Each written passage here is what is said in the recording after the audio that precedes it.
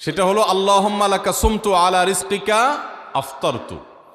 এটাও হাদিসে বর্ণিত হয়েছে, কিন্তু হাদিসের সনদ নিয়ে অনেকে কোনোটা নিয়ে আলাপ তুলেছেন, প্রশ্ন তুলেছেন। আল্লাহুম্মা লাকা সুমতু মানে হলো, হে আল্লাহ, আপনার উদ্দেশ্যে রোজা রেখেছি, ওয়া আলা রিজকিকা আফতারতু, এবং আপনার দেওয়া রিজিক দিয়ে ইফতার করেছি। আর ইফতারের আরেকটা দোয়া হলো যাহাবাজ জামা ওয়াবতাল্লাতিল উরুক ওয়া সাবাতাল আজরু ইনশাআল্লাহ। এটা একটা দোয়া।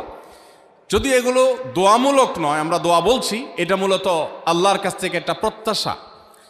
এর অর্থ হলো যাহাবাজ জামা, আমার পিপাসা দূর হয়ে গেছে। ওয়াবতাল্লাতিল উরুক, আমার শিরা উপশিরাগুলো সব সিক্ত হয়ে গেছে। ওয়া সাবাতাল আজরু ইনশাআল্লাহ, এবং আল্লাহ চাহেন তো এই রোজার বিনিময় আমার সাব্যস্ত হয়ে গেছে আল্লাহর কাছে, এটা স্থির হয়ে গেছে। এটা হলো ইফতারের দোয়া। ইফতারের দোয়াটা কি ইফতারের আগে করব না পরে করব?